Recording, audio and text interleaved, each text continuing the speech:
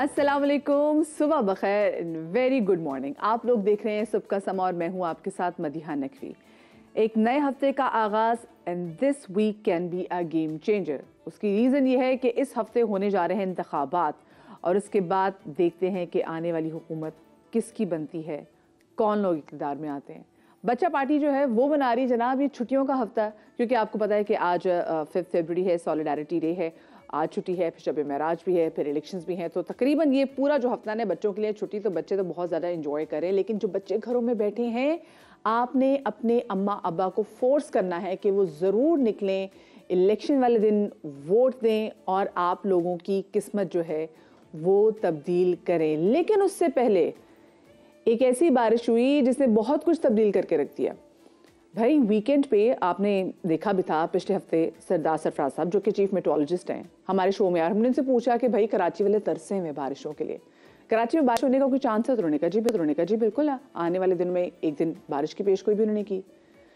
लेकिन बारिश इस किस्म की होगी क्योंकि बहुत सारे लोग कह रहे थे क्लाउड बर्स्ट हुआ है, कुछ जगहों पे हल्की बारिश हो रही थी। फिर हमने देखा कि जी औरंगी टाउन में बहुत गरज चमक साथ बारिश हुई, फिर नासाबाद में, फिर आहिस्ता आहिस्ता करते करते मलीर व मतलब कराची के जितने भी इलाके हैं उन तमाम तर इलाकों में ठीक ठाक बारिश हुई। आए चंडीगढ़ रोड पे हमने देखा कि जी पानी बहुत ज़्यादा खड़ा था और आपको पता है कि आए चंडीगढ़ रोड पे कितने ऑफिस मौजूद हैं, इवन हमारा ऑफिस भी आए चंडीगढ़ रोड पर है।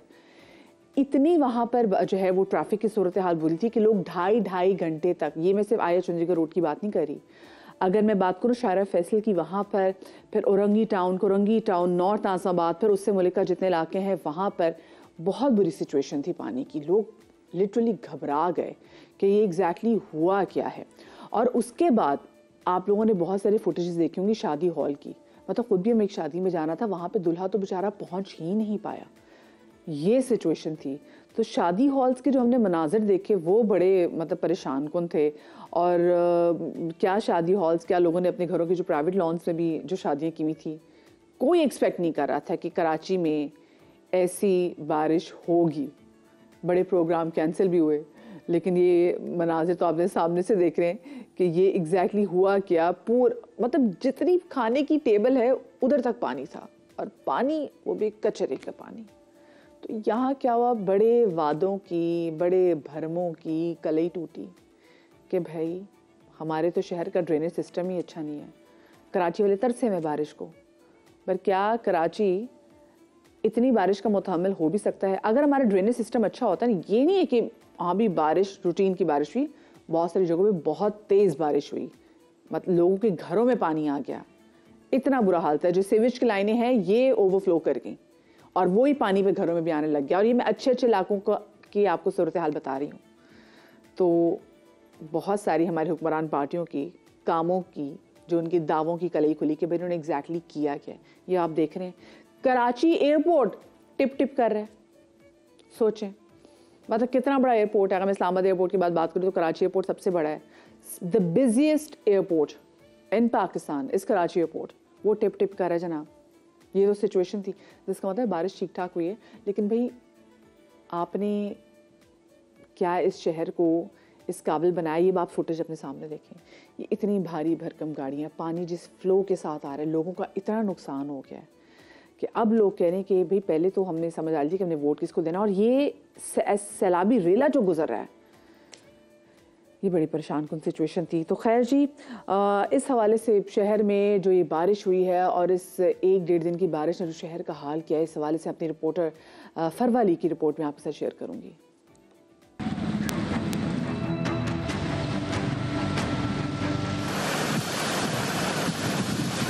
शहर कायद में बारिश का दूसरा रोज। सरजानी टाउन, एहसनाबाद, गुलशन हदीद, न्यू कराची, नाज़माबाद समेत कराची के मुख्तलिफ इलाकों में बारिश। हद्दे निगाह पानी ही पानी। मजमूई तौर पर गुज़िश्ता रोज 50 मिलीमीटर बारिश हुई, जिसने सेवरेज के निज़ाम की पोल खोल दी। कोरंगी, लियाकताबाद, सदर मोबाइल मार्केट, एमेजिना रोड, गुरु मंदिर, नुमाइश, KMC बिल्डिंग, आई चंडीगढ़ रोड, गवर्नर हाउस की सड़कें तालाब बन गयीं। न पूछो हाल दर्दमंदों का, न जाने क्या निकले, बुरा निकले भला निकले। सेंटर के करीब दरख्त गिर गया। जामा क्लॉथ के करीब सड़क धंसने से गाड़ी फंस गई। शहरियों का कहना है कि इस बारिश ने आवाम की रही सही उम्मीदों पर भी पानी फेर दिया है। ये तो हमेशा होता रहता है, हर साल यही चीज़ होती रहती है।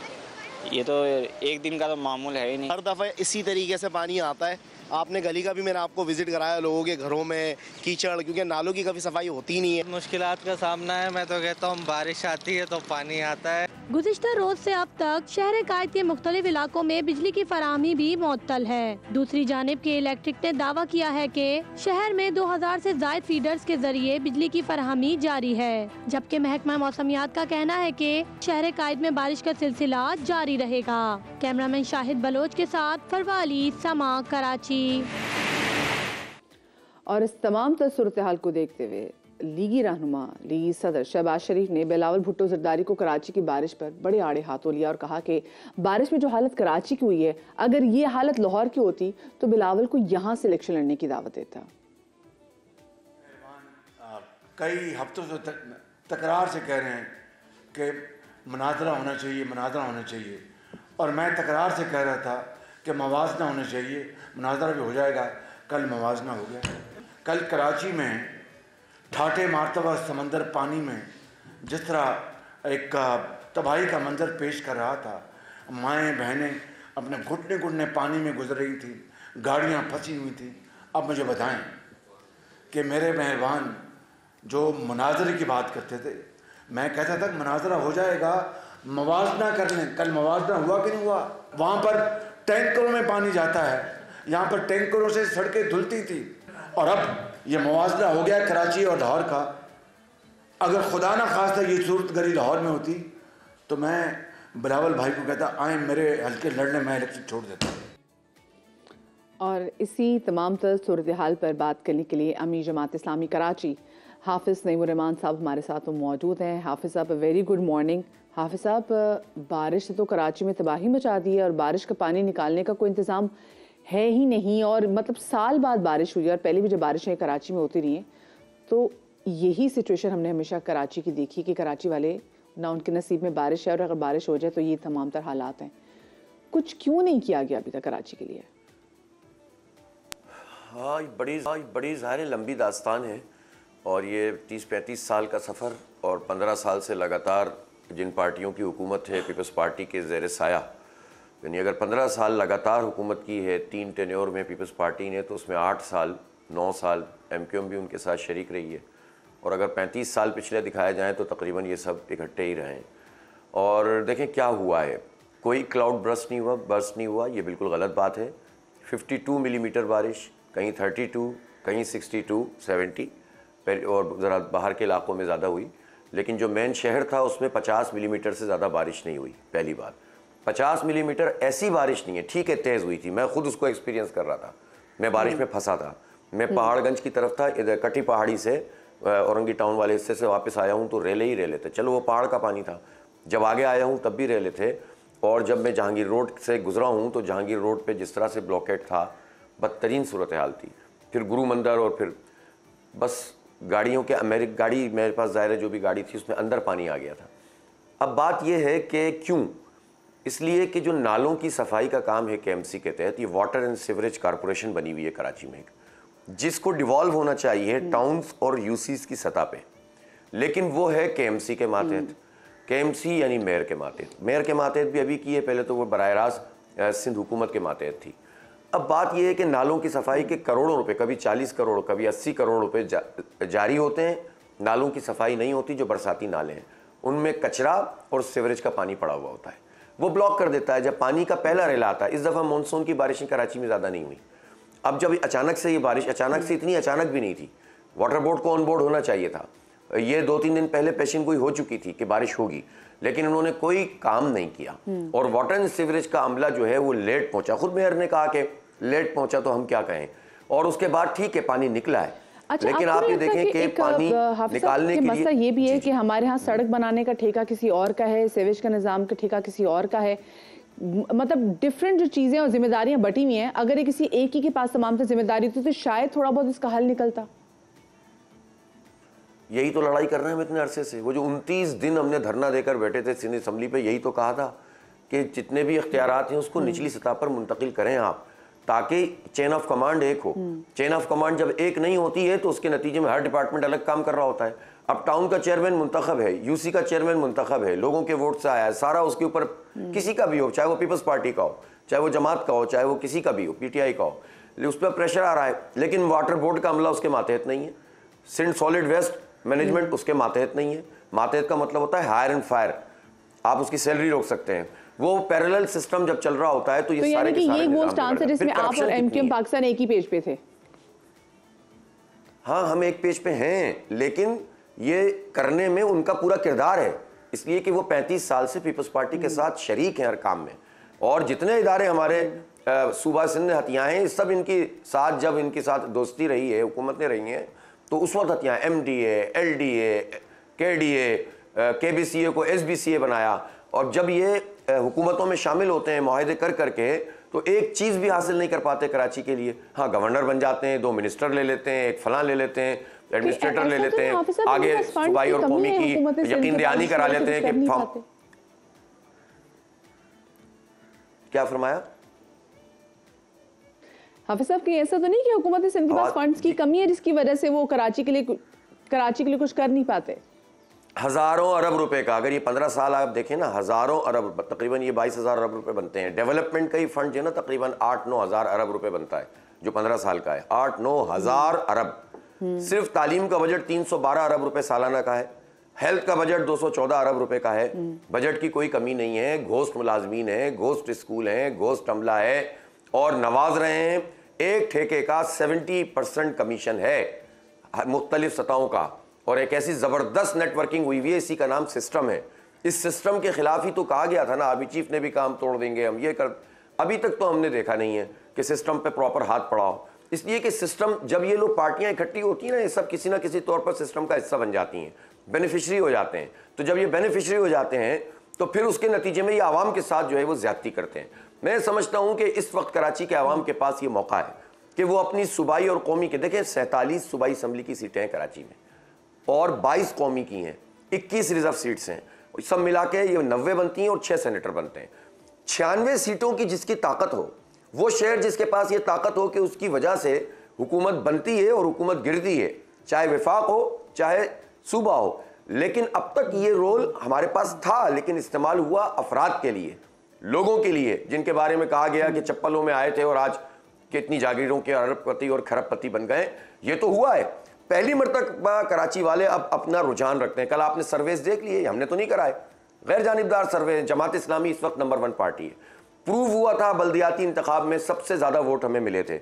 उन्होंने हल्का बंदियों के नतीजे में चेंज किया, फिर नतीजे तब्दील किए, तो उसके नतीजे में फिर ये सारा जो है ना मलियामेट हो गया निज़ाम।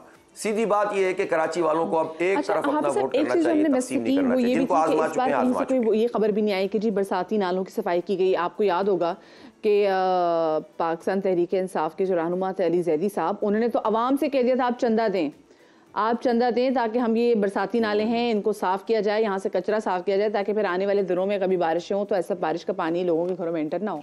इस बार तुमने वो भी नहीं देखा, कोई चंदा मुहिम चलाने वाला भी कोई मौजूद नहीं था। अच्छे दोस्त हैं, उन्होंने वो नालों के ऊपर ड्रोन चला के दिखाया भी था कि हमने सफाई कर ली है वो बैरिया टाउन की गाड़ियों के ज़रिए, लेकिन वो उसी ड्रोन में मुझे लगता है कि इस्तेकाम पार्टी है कहीं और चले गए। अब असल में मसला तो कराची का ये ना, ऑनरशिप ही कोई नहीं है, कोई पार्टी। अब शहबाज शरीफ साहब ने मज़े में कह तो दिया मवाजना कर लो। मैं शहबाज शरीफ से पूछना चाहता हूँ कि उन्होंने कराची के लिए कितना फ़ंड दिया। PSDP होता है मरकज़ी तरक्याती फ़ंड, K4 का ऐलान करके गया कि हम बनाएंगे, लेकिन K4 के लिए अब तक पैसे कितने दिए इन्होंने? 200 अरब रुपए रखते हैं, 10 अरब रुपए भी देते नहीं है। पानी का मसला कैसे हल होगा? इन्होंने 3 साल बनाई पंजाब में और 11 अरब लेकर आए थे। आपने वो देखे कहीं जो खुर्मशेर जमान साहब ने कहा कराची की सड़कों पर 1100 जी माफ कीजिएगा, 1100 तो आपने 1100 अरब आपने देखे हाफिज साहब? सुने, हाँ 1100 अरब रुपए के पैकेज में एक कराची ट्रांसफॉर्मेशन कमेटी बनी जिसमें MQM, पीपल्स पार्टी और PTI थी।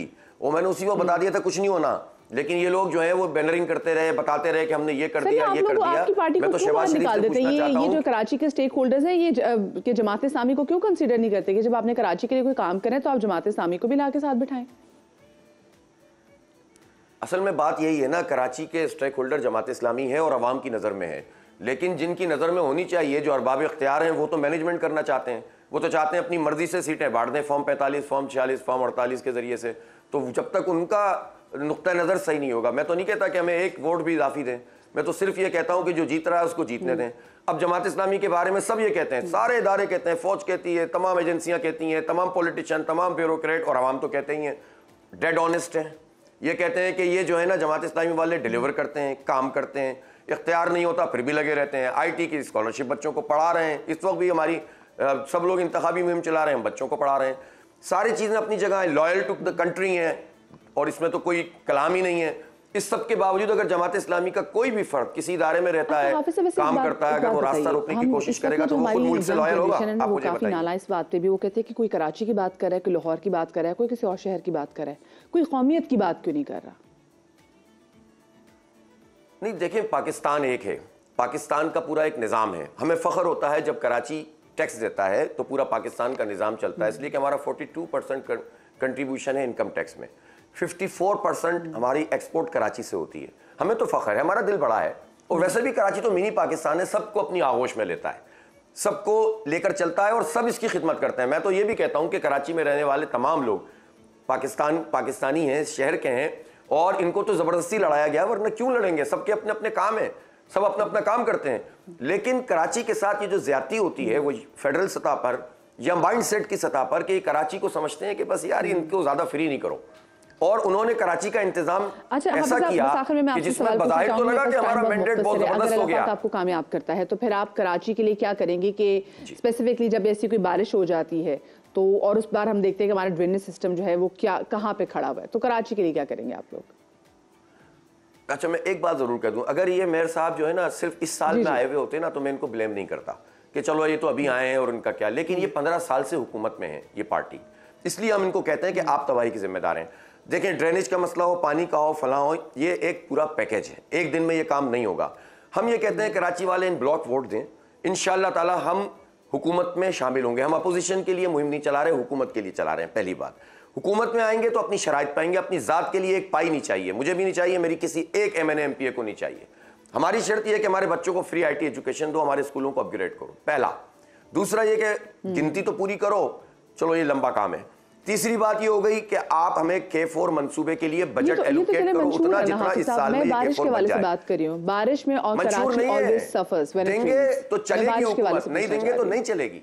इन ब्लॉक वोट आएगा इंशाल्लाह, और हम नंबर 1 पार्टी हैं, अल्लाह ने चाहा बहुत बड़ा मैंडेट आने जा रहा है। अब रवैया बदलना पड़ेगा सबको कराची के बारे में, अब हमें खरीदा नहीं जा सकता, अब बहुत हो गया है, तो ये गेम चेंजर है ये इलेक्शन, और कराची वालों को उसको रियलाइज करना चाहिए। खरीदा नहीं जा सकता। अमीर जमात इस्लामी कराची हाफिज नईमुर रहमान साहब हमारे साथ मौजूद थे और कराची के मसले के वाले से बात कर रहे थे।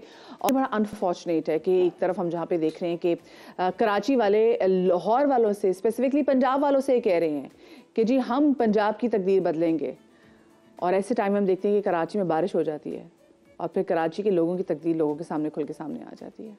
छोटी सी ब्रेक लेंगे, ब्रेक के बाद मिलते हैं।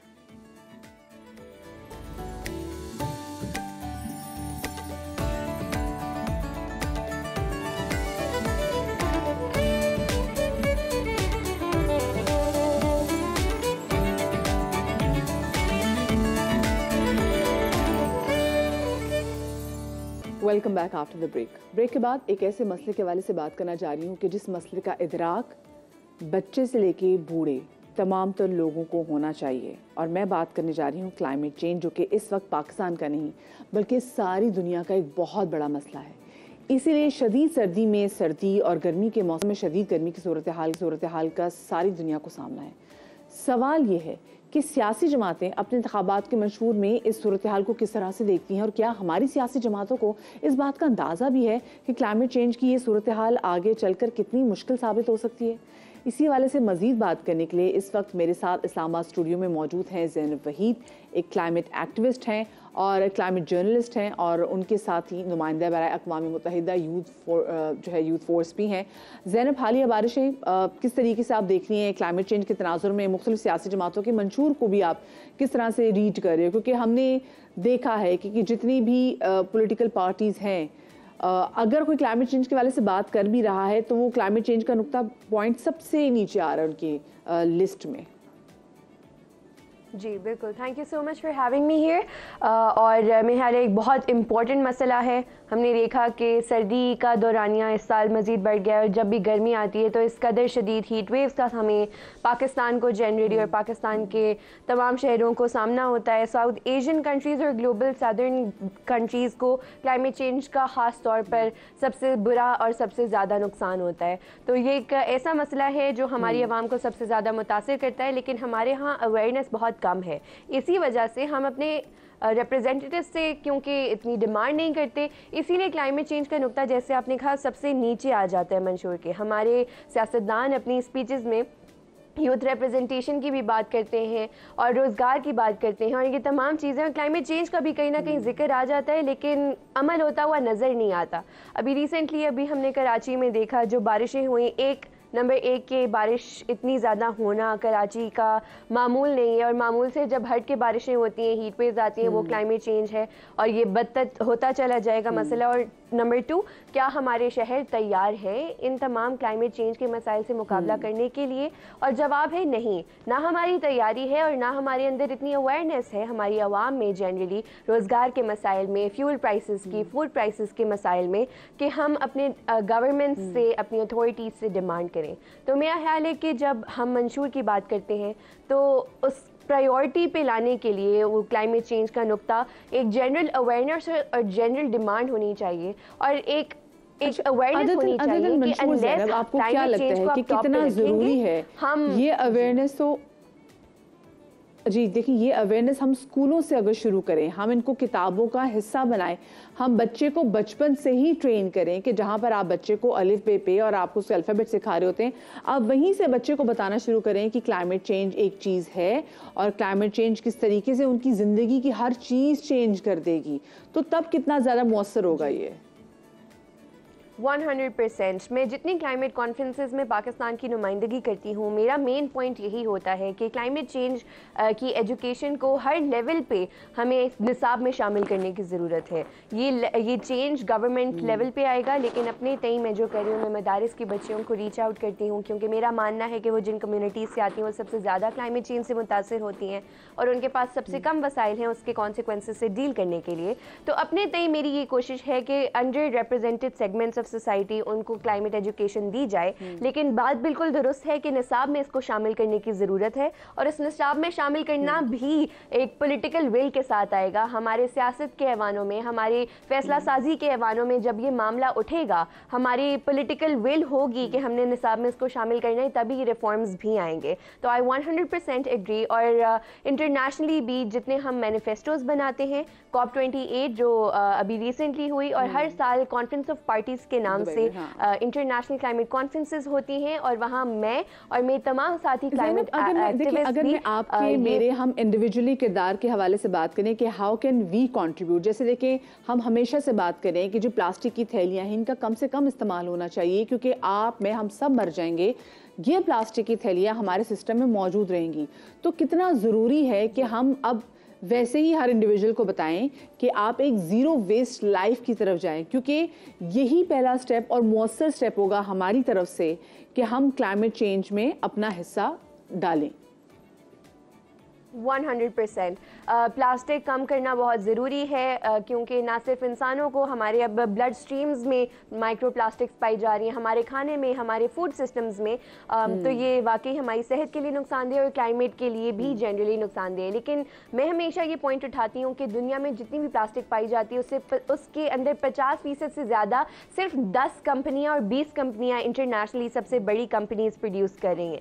तो इंडिविजुअली जैसे अभी मैंने ये ऐनक पहनी हुई है, ये प्लास्टिक की है और मुझे इसकी अशद ज़रूरत है, इसके बगैर मैं फंक्शन नहीं कर सकती। तो कहने का मकसद ये है कि मेरी और आपकी ज़िंदगी और हमारी सोसाइटी इस तरह डिज़ाइन हुई है कि हम प्लास्टिक पे बहुत रिलायंट हैं। तो अगर हमें क्लाइमेट सोल्यूशंस में प्लास्टिक को कम करना है तो हमें इन 20 टॉप कंपनीज को कॉल आउट करना होगा और हमें इनसे डिमांड करना होगा कि सबसे पहला स्टेप आप लीजिए ताकि हमारी डिपेंडेंस कम हो, हमें ऑल्टरनेटिव्स दीजिए प्लास्टिक से शिफ्ट करने के लिए, and only then we can move towards a phase out of plastic. तो मेरा पर्सपेक्टिव ये है, but I I generally do agree कि प्लास्टिक और इसके अलावा भी तमाम तर पोल्यूशन को कम करने की जरूरत है। इसके अलावा जो फास्ट फैशन है, हमें इस पर भी काम करने की जरूरत है। I believe Zainab we need to do another segment on this. Will definitely talk about fast fashion कि फास्ट फैशन क्या होता है और फास्ट फैशन कितने बुरे तरीके से जो है ये हमारे क्लाइमेट को डिस्टर्ब कर रहा है।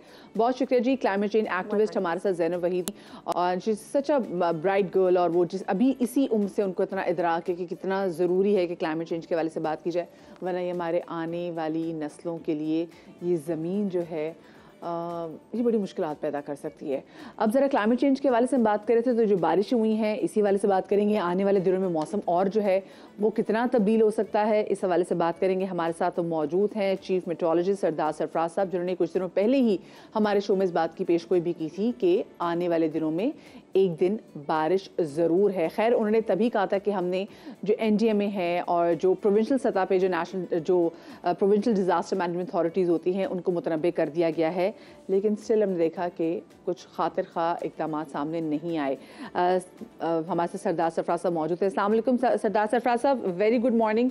और ये बताएं कि आपने तो बता दिया कि बारिश होगी, लेकिन ऐसी बारिश होगी आपने वैसे उस दिन ये नहीं बताया था। जी वालेकुम सलाम, बहुत शुक्रिया। बिल्कुल सही आपने कहा। फोरकास्ट तो थी हमारी रेन और विद थंडरस्टॉर्म की फोरकास्ट थी, यानी 2 फरवरी को बलूचिस्तान में सिस्टम दाखिल हुआ और फिर कराची पे उसके असरात 3 और 4 की दरमियानी रात में हुए। लेकिन जितनी शिद्दत की बारिश हुई, टू बी ऑनेस्ट, इतनी शिद्दत की हम भी तवक्को नहीं कर रहे थे, इसलिए कि कोई भी फोरकास्टिंग मॉडल जो है, लोकल भी, इंटरनेशनल भी, रीजनल भी, कोई भी इतनी शिद्दत की बारिश नहीं दिखा रहा था। मॉडरेट टाइप्स हम एक्सपेक्ट कर रहे थे कि मॉडरेट टाइप बारिश होगी, लेकिन जाहिर है कि जो लो प्रेशर एरिया बन चुका था बलूचिस्तान के ऊपर ईरान के रास्ते से दाखिल होकर, तो उसकी शिद्दत में कुछ ज़्यादा इजाफा हो गया हमारी तवक्को से। तो जाहिर है कराची बिल्कुल समंदर के आपके पता है कि करीब है, तो सारी की सारी मॉइस्चर जो है ना वो यहीं कन्वर्ज होकर बहुत ज़्यादा फिर बारिश होगी तवक्को से ज़्यादा। फोरकास्ट तो थी, लेकिन ये कि इतनी शिद्दत की होगी इसकी तवक्को कम थी। सरदार साहब, was it a cloud burst? क्योंकि बहुत सारे लोग कह रहे थे जी क्लाउड बर्स्ट हुआ है। देखिए, क्लाउड बर्स्ट तो बेसिकली उसकी डेफिनेशन वो बेसिकली पहाड़ी इलाकों का फिनोमेना होता है कि जब 1-8 घंटे में बारिश कोई 100 मिलीमीटर या इससे ऊपर हो जाए तो फिर हम उसे बाय डेफिनेशन क्लाउड बर्स्ट कहते हैं। लेकिन यहाँ क्लाउड बर्स्ट तो नहीं कह सकते, लेकिन ये कि कुछ उसमें ना मतलब ये कि जो सडनली बहुत हैवी स्पेल हुआ, कोई डेढ़ घंटे में तकरीबन ये 75 मिलीमीटर मैक्सिमम जो फैसल बेस पे रिपोर्ट हुई, और बाकी मुल्क कराची के बेशतर एरियाज में वही 50 मिलीमीटर से ऊपर ही चला गया। तो सरदार साहब, आने वाले दिनों में फिर आप ऐसी कराची में कोई बारिश देख रहे हैं? नहीं, आगे कोई इस तरह के स्पेल का इम्कान नहीं है। अगले मेरे ख्याल में अब तो पूरे मुल्क पे एक तरह से ड्राई वेदर होगा, सवाए बलूचिस्तान के जो शुमाल मशरकी एरियाज़ हैं, कोलू, सिब्बी, बारखान वगैरह, वहाँ कल कुछ इम्कान है कहीं हल्की कहीं मॉडरेट बारिश का। और फिर उसके बाद 7 के बाद अगले कोई हफ्ता 10 दिन आप कह लें कोई ऐसा खास सिग्निफिकेंट वेदर नहीं है। अलबत्ता सर्दी की शिद्दत बस इसका मतलब है कि आवाम फिर ये बिल्कुल बात नहीं कर सकती कि वो वोट देने बारिश की वजह से, मौसम की सख्ती की वजह से नहीं निकल सके, तो वोट वाला दिन, इलेक्शन वाला दिन होगा वो थोड़ा पुरसकून होगा। बहुत शुक्रिया जी। सरदार सरफराज हमारे साथ मौजूद थे और बता रहे आगे आने वाले दिनों में बलूचिस्तान में उन्होंने बारिशों की पेशगोई की है, बट खुश्क आगे का मौसम हो सकता है और होगा, जैसे कि उन्होंने बताया भी है। आज हम आपको ज़िला गरबी के एक ऐसे हल्के से मुतारिफ कराएंगे जो महरूमियों से भरा हुआ है। जी हाँ, ये हल्का NA 245, जहाँ के मकीनों से समा के खुर्शीद आलम ने बात की है और उनके मसाइल दरियाफ्त किए हैं। आइए आपको भी दिखाते हैं। मैं इस वक्त मौजूद हूँ NA 245 में। बहुत सारे मसाइल से घिरे इस हल्के की आबादी 8,57,000 से ज़ायद है और वोटरों की तादाद 3.25 लाख से ज़ायद है। यहाँ के वोटर क्या सोचते हैं, क्या उनके मसाइल हल हो सके, ये हम मालूम करेंगे उन्हीं की ज़बानी। भाई साहब, और बताएं, इलाके में सब खैरियत है? सब अल्लाह का शुक्र। मसाइल हल हो गए आपके इलाके के? सर किधर हल हो गए, कोई है नहीं है तो किधर से हल हो? सड़क बन गई ना आपकी? किधर बन गई है? तो 4 साल पहले की बनी है। आज थोड़े की बनी हुई है। पानी आ गया? पानी किधर है? गैस? गैस तो खाने के टाइम में होती नहीं है। शेडिंग खत्म हो गई। हाँ, बिल 6-6 हज़ार रुपये आते हैं गैस के, और खाने के टाइम में होटल से मंगवाना पड़ता है। लोड शेडिंग खत्म हो गई। किधर से खत्म होगी? 10 रात को जाती है, 10 बजे सुबह आती है। तो 5 साल पहले जिनको वोट दिया था उन्होंने कुछ नहीं किया, क्या कहेंगे? फिर इलेक्शन करीब आ रहे हैं अब तो। बस सर क्या बोले, अल्लाह ही उनको हिदायत दे, और तो हम कुछ नहीं बोल सकते। जो भी आता है बस इलेक्शन के टाइम में, और कुछ नहीं है, उसके बाद कुछ नहीं होता। अगर पानी होता है तो बिजली नहीं होती है, और अगर बिजली होती है तो पानी नहीं होता है। अभी जो है ना गैस कम आता है और बिल ज़्यादा आता है। कस्बा कॉलोनी और NA 245 मसाइल का गढ़ है। कहते हैं कि ज़रूरत ईजाद की माँ है, और यहाँ के मकीनों ने पहाड़ी पर अपने मकानात तक पानी पहुँचाने के लिए अपनी मदद आपके तहत ये मोटरें ख़रीदी हैं। इन पाइपों का एक जाल है जो यहाँ से लेकर ऊपर पहाड़ी तक जाता है, और बरसों हो गए इसी तरह इनकी ज़िंदगी गुजर रही है। अभी तक बज़ाहिर किसी तब्दीली के आसार अभी नज़र नहीं आते। मज़ीद लोगों से मालूमात करते हैं। बेटा यहाँ क्रिकेट क्यों खेल रहे हैं? कोई जगह नहीं खेलने की? ग्राउंड की जगह नहीं है किधर भी, हम लोग इधर ही करते हैं। चर्चिया के ये जगह चर्चिया से भरा हुआ है। और कोई ग्राउंड नहीं यहाँ पे?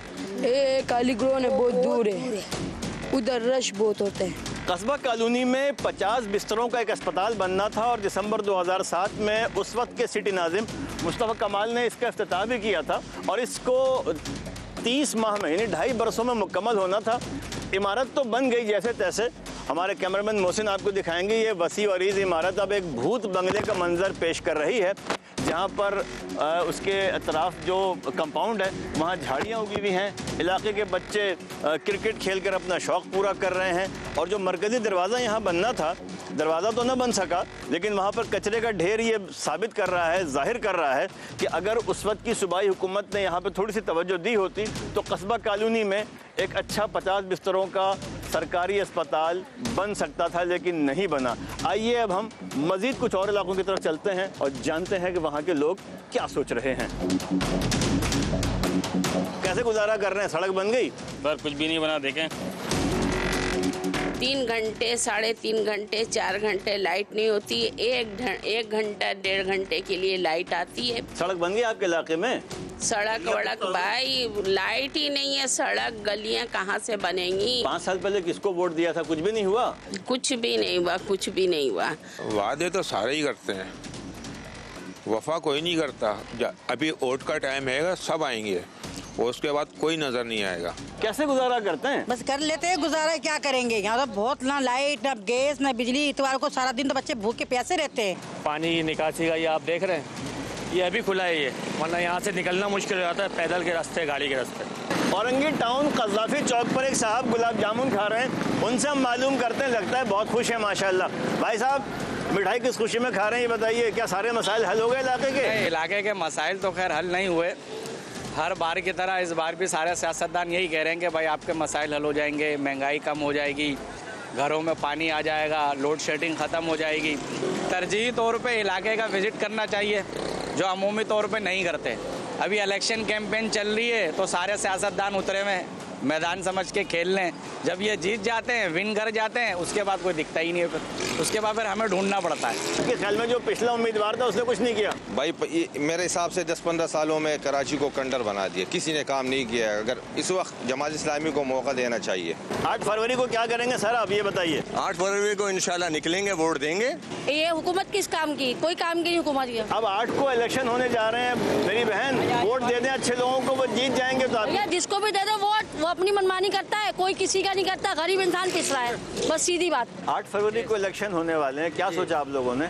हमने तो ये सोचा है सर, अब तो किसी को वोट नहीं देना है। बात ये है कि हमारे ये बल्दियाती इदारे, हमारी सरकारी इदारे जो हैं, ये जहन्नुम के कौन से दर्जे में मिलेंगे, ये कुछ समझ से बाहर है।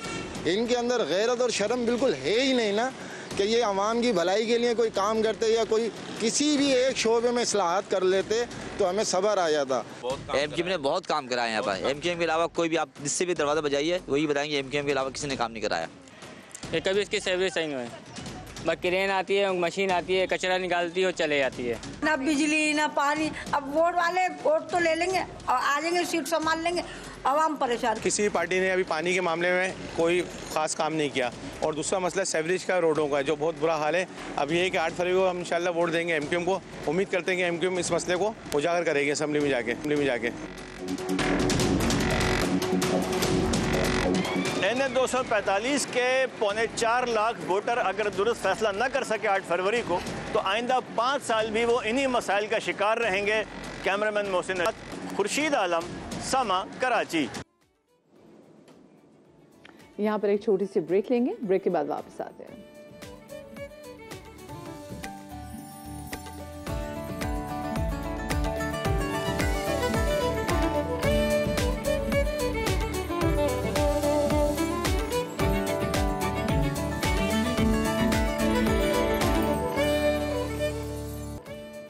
Welcome back after the break. आप देख रहे हैं सुबह का समा और मैं हूं आपके साथ Madiha Naqvi and a very good morning to all of you once again. आप लोगों ने ना गर्ल पावर के बारे में सुना होगा। आजकल बहुत सारे लोग जो हैं वो गर्ल पावर के हवाले से बात कर रहे हैं और बहुत अच्छा भी लगता है जब बहुत सारी लड़कियां मिल के इकट्ठी होके ये सोच लें कि उन्होंने फ़ाइट करनी है, तो उनसे ज़्यादा स्ट्रॉन्ग पावर और कोई नहीं होती। और इमेजिन अगर मैं इसी गर्ल पावर को आगे सिस्टर पावर्स में ले जाऊं, तो फिर तो सोचें जब ये कुछ बहनें मिलकर ठान लेती हैं तो फिर उनके इरादे के आगे कोई नहीं आ सकता है। और आज से मैं आपकी स्पेसिफिकली मुलाकात करवाने जा रही हूँ लाहौर की ऐसी 6 बहनों से जिन्होंने अपने लिए एक बड़ा सैलून खोला है, एक बड़ी अच्छी जगह पर अपना एक सैलून खोला है। और 6 बहनें जो है ना वो इस सैलून के अंदर अपनी डिफरेंट ड्यूटीज़ हैं वो सर अंजाम दे रही है। ऑफ कोर्स क्योंकि हम ऐसे मुआशरे में रहते हैं कि जहाँ पर अगर बेटी हो जाए तो माँ बाप को आसपास के जो लोग हैं ना वो टेंशन देना शुरू कर देते हैं कि अच्छा अब आपकी बेटियाँ हैं, अच्छा अब आपकी बेटियाँ आप क्या करेंगे। लेकिन इमेजिन जब वही बेटियाँ स्ट्रॉन्ग होके कुछ करना चाहें तो वो आसपास के लोगों और मुआशरे के लिए और उस सोच को जो कि स्पेसिफिकली बच्चियों के पैदा होने पे अक्सर कंसर्न फील करते हैं, कितना बड़ा जवाब है उनको। हमारे साथ जुनैरा मौजूद हैं। जुनैरा के साथ उनकी बाकी 5 बहनें मौजूद हैं जिन्होंने लाहौर में अपना सैलून खोला है, तो उनसे इस वाले से मजीद बात करेंगे। अस्सलाम वालेकुम जुनैरा एंड वेलकम टू सुबह का समा। इतना वो क्यों हो रहा है? कट रही हैं तो फिर वो। हेलो, आवाज़ नहीं आ रही जिनको। जुनैरा आपको मेरी आवाज़ आ रही है? Okay, but I think you guys can see that कि अभी खैर हम दोबारा कोशिश करेंगे इनसे रब्ता हो सके। दीज आर द 6 सिस्टर्स जिन्होंने अपना एक सैलून खोला। मैं चाहती थी ज़रा उनसे बात कर सके और फिर उनसे जान सके कि जो पिछले जो एक एम था वो क्या एम था। सो उससे पहले कि मैं उनसे बात करूं और जब तक उनसे मेरा राब्ता बहाल नहीं होता, मैं आप लोगों के सामने एक बड़ी मज़ेदार एक एग्जाम्पल रखने जा रही हूं। और ये एग्जाम्पल है जनाब एक नाइजीरियन प्रोफेसर की। नाइजीरिया की यूनिवर्सिटी के प्रोफेसर ने ये साबित किया है कि कोई भी काम छोटा या बड़ा नहीं होता। नाइजीरियन प्रोफेसर यूनिवर्सिटी में पढ़ाई के अलावा वेल्डिंग का काम भी करते हैं। प्रोफेसर वेल्डिंग का काम करते हैं। प्रोफेसर कबीर अबू बिलाल के मुताबिक से इत्मीनान बख्श पैसे नहीं मिलते और वेल्डिंग के काम से उन्हें अच्छी आमदनी हो जाती है। मतलब जस्ट इमेजिन द आयरनी कि वो शख्स जो कि मुस्तकबिल के मामारों को पढ़ा के उनका मुस्तकबिल रोशन कर रहा है, उसका अपना हाल रोशन नहीं है और अपने हाल को रोशन करने के लिए उस शख्स को वेल्डिंग का काम करना पड़ता है, क्योंकि वेल्डिंग के काम से ही उनको इतनी सैलरी मिल जाती है कि वो अपना जो घर है वो अच्छे तरीके से चला सकें। और सबसे अच्छी और पॉजिटिव बात पता क्या है, प्रोफेसर होने के बावजूद वेल्डर का काम करने में इनको कोई भी शर्मिंदगी नहीं है। So that's basically the lesson कि काम चाहे छोटा हो बड़ा हो कोई भी काम हो, मेहनत के काम में तो आपको किसी भी किस्म की शर्म नहीं होनी चाहिए। और यहाँ पर देखिए हम किसी काउंटर पे अगर नौकरी करना चाहें तो हमें लगता है कि हाई जी हम तो काउंटर पे रिसेप्शनिस्ट की क्या नौकरी करेंगे, ऐसी बहुत सारी चीज़ें। लेकिन आप जब अमेरिका जाते हैं तो आप अमेरिका में देखते हैं कि वहाँ पर बच्चे जब वो किसी भी आप वेस्टर्न कंट्री में जाएँ तो आप देखते हैं कि जो बच्चा हाई क्लास के बाद वो इंटर्नशिप करता है, कहीं काम करता है, उसको कदर होती है। Going back to the previous topic जो मैं बात कर रही थी जनाब, वो 6 बहनों के हवाले से इन्होंने अपना एक सैलून खोला। तो जुनैरा मौजूद भी है। अस्सलाम वालेकुम जुनैरा, आपको मेरी आवाज़ आ रही है? जी वालेकुम अस्सलाम। जी मेरी आवाज़ आ रही है, कैसी हैं आप?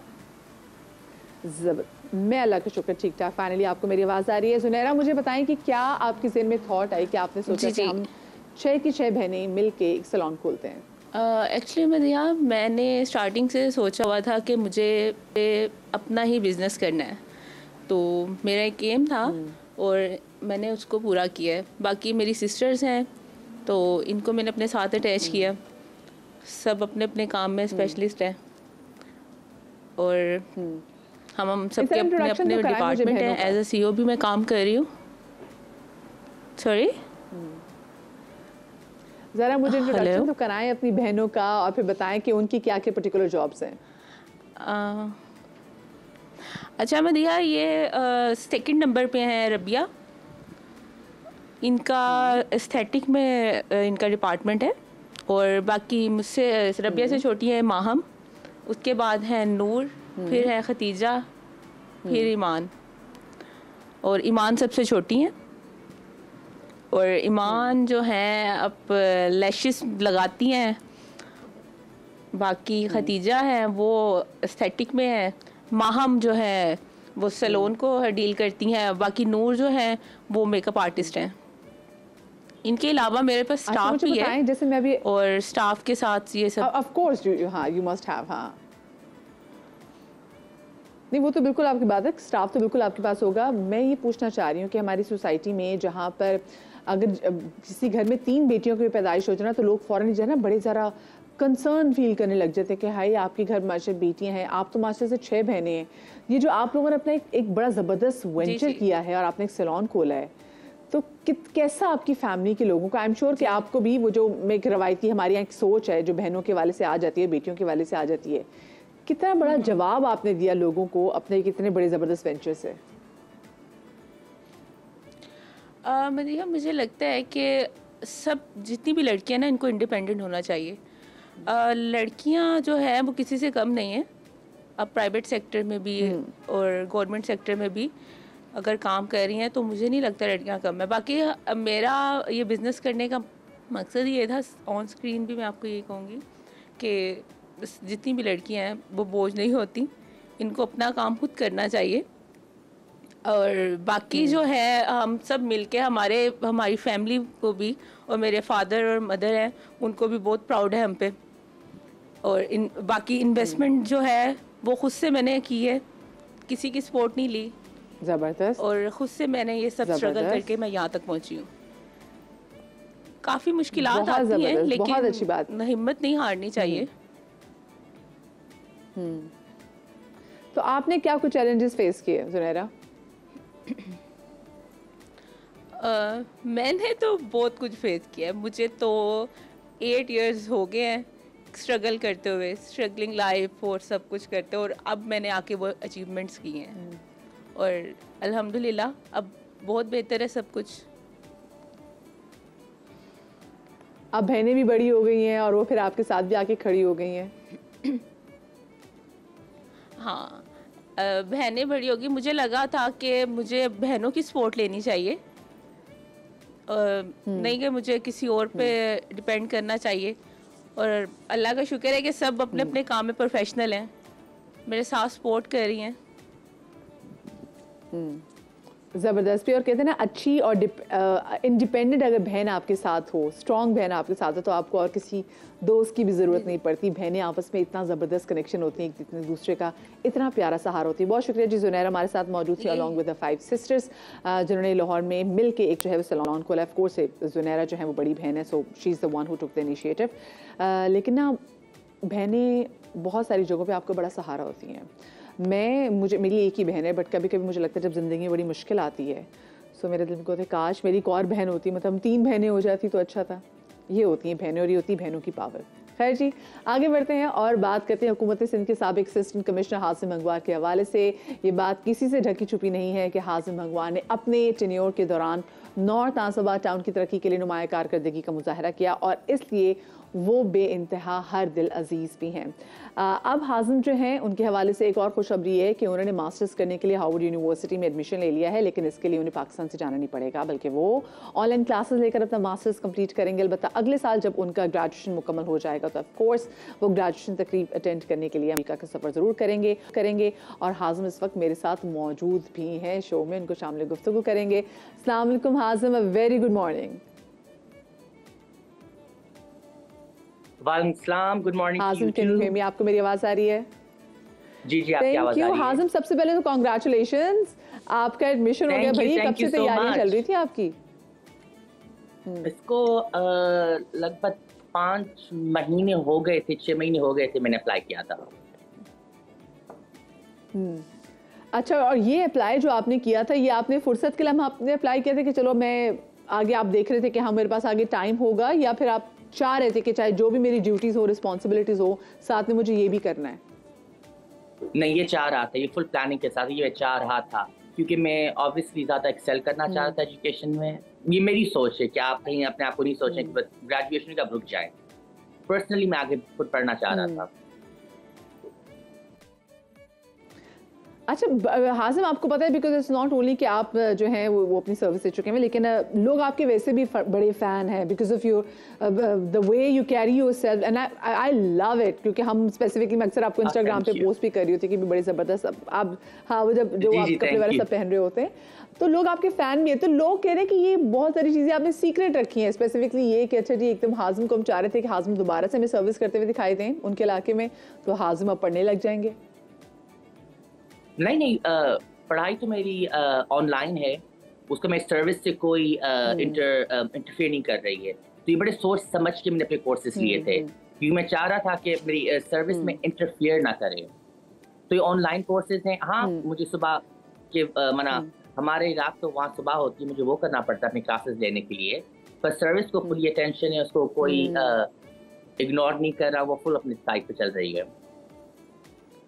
बट हाजिम, ये वाकई जो टाइम डिफरेंस है ये तो बड़ा मुश्किल हो जाएगा, क्योंकि ऑफ कोर्स फिर आपको सारी रात आपको जागना पड़ेगा, आपकी बिल्कुल टाइमिंग्स लिटरली और होंगी। अगर ऑफ कोर्स सुबह की क्लासेस हैं वो तो फिर आपकी रात उसमें एंगेज हो जाएगी, बट कैसे इसको मैनेज करेंगे? वैसे ये कर रहा हूँ, अभी से मेरी तो क्लासेस स्टार्ट हुई हैं, ये बस मुझे पता है, मेरे रब को पता है कैसे कर रहा हूँ।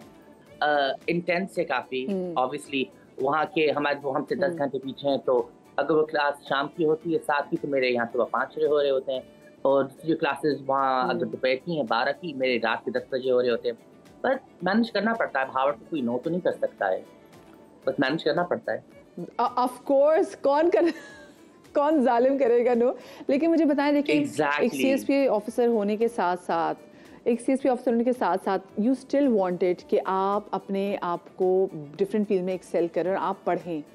कितना ज़रूरी है हाजिम कि हम अपने मुआशरे में, अपने शहर में तालीम को आम करें? ये मैं ट्रूली बिलीव करता हूँ कि तालीम एक वाहिद दरवाज़ा या चाबी बोलने जो फ्रीडम की तरफ जाता है। ये एक वाहिद है, कोई साथ हो ना हो आपके, तालीम हमेशा अपने साथ होती है। अब उसको आप अप्लाई कैसे करते हैं वो आप पे डिपेंड करता है, पर तालीम वाहिद चीज़ है जो आपके साथ अपनी होती है हमेशा, और आप उसको हर तरीके में यूज़ कर सकते हैं। अब जो मैं पढ़ रहा हूँ उसको ऑब्वियसली मैं अप्लाई करूँगा अपने काम में भी, काम में कैसे यूज़ कर सकता हूँ, पब्लिक में कैसे यूज़ कर सकता हूँ, एडमिनिस्ट्रेटिव में कैसे यूज़ कर सकता हूँ। ये हद से ज़्यादा, ये आपकी इंडिपेंडेंस होती है। हाजिम, अपने कोर्सेज के हवाले से बताएगा, और जैसे भी आपने कहा ना कि आपके जो कोर्सेज है फिर आगे अप्लाई कर सकते हैं, तो ये जो कोर्सेज आपने चुने हैं ये किस तरीके से आपको लगता है कि आगे आपकी फील्ड में आपको हेल्प आउट करेंगे? तो जो मेरे कोर्सेज हैं वो प्राइमरीली काफ़ी एडमिनिस्ट्रेटिव हैं। ये एडमिनिस्ट्रेटिव कोर्स है, जैसे अभी फिलैंथ्रोपी चल रहा है, जहाँ आप डिफरेंट रेस को देखते हैं, डिफरेंट कल्चर्स को देखते हो। हमारे पास काफ़ी डिफरेंट कल्चर्स हैं, बलोच हैं, पठान हैं, सिंधी हैं, पंजाबी हैं, उनको समझना। ह्यूमन राइट्स पे बहुत है, वुमेन राइट्स पे भी बड़े कोर्सेज मेरे चल रहे हैं। वुमेन राइट्स पे, ह्यूमन राइट्स पे, के राइट्स क्या होते हैं जो सब्सटेंशियली आपके अपने होते हैं। अभी तो मेरी क्लासेस इस पे चल रही हैं, और इसको अप्लाई करना तो बहुत ही आसान है एडमिनिस्ट्रेटिव तरीके में, जब डिफरेंट कल्चर को समझें, उनकी रिस्पेक्ट करें। और हाजिम, साथ में आपकी वो जो आपके म्यूजिक की जो आप प्रैक्टिस कर रहे होते हैं, आपकी अपनी एल्बम वगैरह, वो की मुतासिर तो नहीं होगी? नहीं, एल्बम आ रहा है इंशाल्लाह, रमजान के बाद आप कुछ ना कुछ एल्बम आ रहा है। एल्बम आ रहा है तो हाजिम पे मेरे शो पे आप आके लॉन्च करेंगे? बिल्कुल, आपसे मैंने प्रॉमिस किया था, आपकी शो अनाउंसमेंट आपकी शो पे दूंगा, वैसे दूंगा भी नहीं। Thank you so much. Thank you. And best of luck, Hazim. We are so proud of you. Thank you so much. Thank you. Keep making us proud. बहुत शुक्रिया जी। जी हाजिम हमारे साथ, और हाजिम बात कर रहे थे कि वो जो देखिए इस पढ़ाई का सिलसिला रुकना नहीं चाहिए। एक शख्स ने CSS कर लिया, लेकिन उसके बावजूद उसको लगता है कि उसको पढ़ना है, और ऐसा ही है इंसान हर एज, हर हर लेवल पे जाके उसकी जो तालीम का सिलसिला है और उसकी लर्निंग का प्रोसेस है वो रुकना नहीं चाहिए। आज के दिन के वाले से बात करूँगी कि आज दिन कौन सा है। आज है 5 फरवरी और 5 फरवरी को दिन यौम यकजहती कश्मीर के तौर पर हर साल मनाया जाता है और इस साल को मनाने का मकसद दुनिया को ये पैगाम देना है कि पड़ोसी मुल्क भारत कश्मीरियों की हक राय दही पर पिछले 70 साल से जो पाबंदी लगाए बैठा है, जो कदगन लगाए बैठा है, वो गलत है और हक राय दही की आज़ादी कश्मीरियों का पैदाइशी हक है जिसे अक़वाम मुत्तहिदा ने भी तस्लीम किया है। सुबह के समा के प्लेटफॉर्म से मैं कश्मीरियों के साथ मुकम्मल इजहार यकजहती का इजहार करती हूँ और दुआ गूँ कि कश्मीरियों को वो दिन देखना नसीब हो जब उनकी सरजमीन पर भी आज़ादी का सूरज तुलू हो। और दुआ ये है कि मेरे वतन तेरी जन्नत में आएंगे एक दिन। एक छोटी सी ब्रेक के बाद मिलते हैं।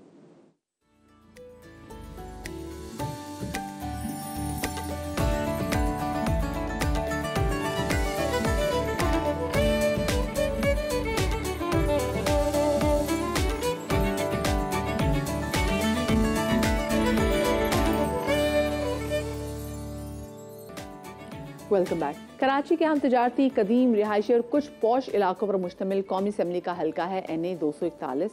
ये भी मसाइलिस्तान बना हुआ है। इस बार जो मसाइल हल करेगा उसी को वोट देंगे, लोग ये कहते हैं। तफसीलात से आगाह करें समा के नुमाइंदे मोनस अहमद। कराची से कौमी असम्बली का हल्का NA 241 शहर के अहम तजारती, कदीम, रिहायशी और पोश इलाकों पर मुश्तमिल हल्का है। इंतहाई अहमियत का हामिल होने के बावजूद यह हल्का मुख्तलिफ मसाइल का शिकार नजर आता है। ओल्ड सिटी एरिया में सेवरेज, बदतरीन रोड इंफ्रास्ट्रक्चर, गैस और बिजली की किल्लत जैसे मसाइल हैं, तो पोश इलाकों में रहजनी, डकैती और गैर कानूनी तामीरात का जंगल शहरियों के लिए परेशानी का बाइस है। आम इंतखाबात 2024 चंद दिन की दूरी पे हैं। ऐसे में इस हल्के का मकीन क्या सोच रहा है, अपने मसाइल के हल के लिए किस सियासी जमात से उम्मीदें वाबस्ता किए हुए है, आइए जानते हैं मकीनों की ज़बानी। हल्का 241 में सबसे पहले हल होना चाहिए गटर का मसला, क्योंकि यहाँ पर आपने देखा होगा बारिश के मौके में पानी यहाँ तक बढ़ जाता है और ये हम 3 साल से नुकसान उठा रहे हैं। यहाँ पर लोग भी डूबते हैं पानी में, बच्चे भी डूब जाते हैं और गटरों का पानी घरों के अंदर भी आ जाता है। दूसरी बात कि मैं लोगों से अपील करता हूँ कि भाई पहले तो ये गटर लाइन डालें सारी, फिर बरसाती नाला डालें और उसके बाद ये लाइटें लगाएं। यहाँ पर वारदात बहुत हो रही है। यहाँ का मकीन आप क्या सोच रहे हैं, किसको वोट देने का इरादा है? भाई सबसे बेहतर जो मेयर थे ना वो हैं फारूक सत्तार और उसके बाद मुस्तफा कमाल। ये वो लोग हैं जिन्होंने परफॉर्मेंस करके दिखाई है। क्या सोचा है, किसका इंतखाब करने जा रहे हैं अपने वोट की? अब वोट तो जिसकी अमानत उसको दी जाएगी, लेकिन ये आपके सामने देखें मोहल्ले वालों को, नमाजियों को, आने जाने वालों को कितनी परेशानी हो रही है। आपके सामने देख लें, कोई बच्चा यहाँ से नहीं गुजर सकता, कोई बूढ़ा नहीं गुजर सकता। पूरा इलाका जैसे पानी का तालाब बना हुआ है। क्या वजह है आपके ख्याल में, यहाँ मसाइल कौन से अहम है जो पीपल्स पार्टी हल कर सकती है? उसकी वजह ये है बुनियादी, एक तो ये सिंध गवर्नमेंट में है, दूसरी बात ये है कि लास्ट 2 इलेक्शन में हमने आरिफ अलवी को भी वोट दिया, खुर्रम शेख ज़मान को भी दिया, लेकिन जीतने के बाद वो कहते हैं कि सिंध में हमारी गवर्नमेंट नहीं, हमारे पास फंड नहीं है। अभी तो माशाल्लाह सिंध गवर्नमेंट भी दोबारा पाकिस्तान पीपल्स पार्टी की आएगी और फिर मेरे कराची भी मुर्तज़ा वहाब पाकिस्तान पीपल्स पार्टी के है। अगर हम किसी और जमात को वोट देते हैं इस यूसी के अंदर, इस हल्के के अंदर, तो बाद में उन्होंने रोना है कि हमारे पास फंड नहीं है, तो हम अपना वोट क्यों ज़ाया करें। इससे चाहिए हम उन लोगों को वोट दें कि जिनसे हमारे मसाइल हल। हमारे हल्के में आपके सामने ये देख लें, पानी हल ही नहीं हो रहा। 2 साल हो गए हम लोग ऐसे ही काम कर रहे हैं, मक्खियाँ सब बिन बिनाते रहते हैं, काम ही नहीं हो रहा है। कोई वोट देने का किसी को दिल ही नहीं चाह रहा। इंतखाबात में लोग जो वोट मांगने आ रहे हैं, क्या वादे कर रहे हैं, उनके वादों पे यकीन है आपको? नहीं, कोई वादे, कोई किसी किस्म का कोई यकीन नहीं है। NA 241 का ये इलाका है आराम बाग। मेरे दाएं जानिब पुलिस स्टेशन है, इलाके की बड़ी मस्जिद है, तो बाएं जानिब सरकारी अस्पताल है और ज़िला इंतज़ामिया का ऑफिस भी यहीं वाक़ है। इतनी अहम इमारतें होने के बावजूद इस शाहराह का जो हाल है किसी तबाहर इलाके से कम नहीं। और ये शायद अंदाज़ा लगाना मुश्किल नहीं कि यहाँ का वोटर अवामी नुमाइंदों से इतना नाराज़ क्यों है। सर तकलीफ भी बहुत है, नुकसान भी बहुत है और काफ़ी अरसे से यही हाल है, ना सही हुआ है और ना होना है। मुझे ये बताइए, इंतखाबात करीब हैं, जब ये सूरत हाल आप देखते हैं तो वोटर क्या सोचता है, किसे वोट देगा? दूसरों को तो पता नहीं, मैं तो किसी को ना देता हूँ ना दूंगा। 6 महीने के बाद आगे वीडियो बना लें, जब भी यही हाल नज़र आएगा आपको। ये इलाके की हालात जो हैं, ये इमरान खान का काम थोड़ी, ये तो मेयर का काम है। ये छोटे छोटे काम ये मेयर करेगा, वो थोड़ी करेगा। क्या इरादा है, किसे वोट देंगे? हम तो सर जरदारी साहब को देंगे वोट। हम तो बिलावल को वोट देंगे। क्या वजह है? वजह ये है कि उसने हमारी कॉलोनी के लिए बड़ा काम किया है। अल्हम्दुलिल्लाह गलियाँ पक्की की हैं, हमारे बिजली लगा के दिया उन्होंने, हमें गैस लगा के दिया अल्हम्दुलिल्लाह। इस इलाके में क्या बड़े मसाइल हैं जो आप समझते हैं फौरी हल होने चाहिए? पानी, गैस, अमन व अमान, कराची की यही बस मजबूरी है और कुछ नहीं। जिनको चांस दिया था उनको भी आजमा के देखा लेकिन कुछ नहीं हो सका। फिर जिनके ऊपर उम्मीदें थी तो उनको पूरा काम करने नहीं दी गया। पानी नहीं आता, गैस के प्रॉब्लम है, सैनिटेशन के मसले हैं और उसके अलावा यहाँ पे अगर देखा जाए सफाई सुथराई के, मैं खुद टैक्स पेयर हूँ, उसके बदले में मुझे कुछ नहीं मिलता। मैं 20 साल से गवर्नमेंट को मैं पाल रहा हूँ, ठीक है। अगर मुझे कल को टर्मिनेट किया जाता है तो मेरी बच्चियों की जो एजुकेशन है, मेडिकल, वो मुझे गवर्नमेंट नहीं देगी। मादी में मुंतखब होने वाले नुमाइंदों ने अवामी मसाइल हल किए, न अपने वादों का पास रखा। यही वजह है इन्हें 247 अब भी बेतहाशा मसाइल का शिकार नजर आता है। लेकिन इन तमाम हक़ाइक़ के बावजूद मुख्तलिफ सियासी जमातों के नुमाइंदे एक मरतबा फिर हल्के में सरगर्म नजर आ रहे हैं, लेकिन इस मरतबा अपनी जीत का वोट मांगने के लिए। कैमरामैन मोहम्मद आतिफ के साथ मोनिस अहमद, समा, कराची। आखिर में एक बात कहना चाहूँगी कि वोट ज़रूर दें ताकि आप अगले को अकाउंटेबल ठहरा सकें। अपना बहुत सारा ख्याल रखिएगा। शादरी आबादरी, कल मिलेंगे। अल्लाह हाफ़िज़।